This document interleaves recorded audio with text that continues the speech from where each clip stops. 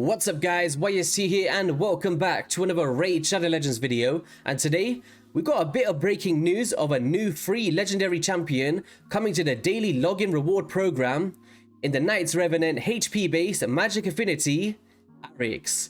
Now she looks pretty sweet from the aesthetics here, maybe one of Cornelius' cousins or something, looks pretty spooky.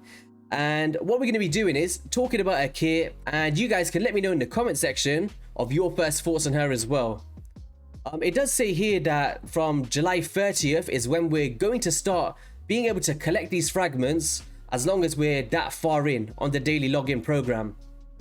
Also says that just like other daily login champions, you won't be able to summon Arix from sacred shards. Alright then. So what we're going to do is quickly talk about how Polarium said she's going to be, and then according to the kit I'll talk about my first thoughts.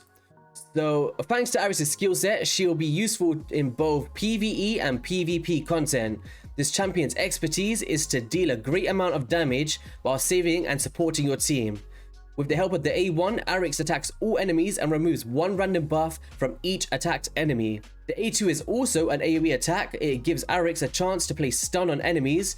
She will then transfer a random debuff from herself to enemies who receive the stun from this skill.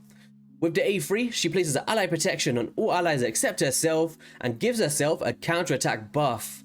Arix's passive skill allows her to boost her turn meter each time an ally inflicts a critical hit and heals herself each time an enemy inflicts a critical hit.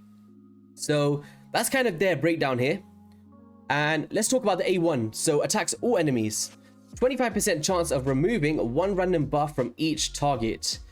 Now, I think book value, potentially, realistically talking, we may be looking at 35% to 40% maybe. I'm not too sure. This is just a guessing game. I haven't got the full details here. But just from first glance, the Hydra boss really pops out to me. Maybe putting her in that lead position with the Head of Torment. So when you're kind of getting your buff stolen from you, just with her A1 skill, she's able to potentially remove some random buffs. So that's just one kind of glance there. On the Thorn Chain Melissan, on a 4-turn cooldown, I would say potentially maybe goes down to a 3-turn, attacks all enemies and has a 50% chance. Okay, so if it says 50%, I'm gonna guess 75% once booked of placing a stun debuff for 1 turn, transfers a random debuff from this champion to the targets that received a stun from this skill. She is the right affinity for this and could be a really good stun champion for speed farming the Spider's Lair, or Spider's Den, whatever you want to say. So a nice little AoE stun. I really hope it is 100% chance once booked, but only time will tell, right? But a nice AoE stun, I like to see it, along with that AoE on the A1 too, which allows you to start using gear sets like the stun set, taunting sets, sleep sets, really nice CC sets just for like controlling the waves in general, for the Doom Tower, the dungeons, all the faction wars, right? Warped Guidance on a 5-turn cooldown places a 50% ally protection buff on all allies except this champion for 2 turns, and also places a counterattack buff on this champion for 2 turns. So once again, we're not going to get another counterattack AoE, but we got ally protection and a counterattack on her. On a 5-turn cooldown, I would say books down to a 3-turn once booked. It's okay. So ally protection, one of the strongest buffs in the game for damage mitigation, and counterattack on herself, very similar to, I'd say like the Nari the Lucky. Granted, he did provoke, but she does ally protection. So not a bad A3 there whatsoever. Then it fills this champion's turn meter by 5% each time an ally inflicts a critical hit. So taking this into the clan boss with the ally protection will be a bit of a pain, I think, having to take into consideration all of those 5% turn meters and all that stuff, and heals his champion by 5% of their max HP each time an enemy inflicts a critical hit. I think for other PvE content apart from the clan boss, it's pretty nice to increase her turn meter, allows her to come through with Deathly Arts, try and remove some more buffs, and put some of those CC sets like the stun set for example back on those enemies. So overall, not a bad daily login champion in my opinion. Do people need a kit like this far into the game? I'm not too sure. I'm just kind of speculating from first glance. I'm not gonna say she's the best champion in the game yet, kind of interested to see your guys' thoughts on her in the comment section below.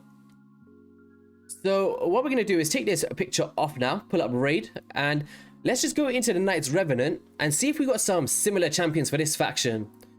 Now, one synergy I think would be really cool would be Mother Cybele, because she's got an A1 decreased speed on her A1 for the Hydra. And if you pair that with someone like Arix, I forgot her name already, where she's removing buffs, I think that's a nice little synergy there, right? Always getting those War Master procs with removing and decreasing the speeds every turn. I think that's really nice, and the ally protection, if timed correctly, can really help you in surviving those really bad hits. Who else we got here? We did just have a Walking Tomb Drenk fusion, and that was from the Knights Revenant as well.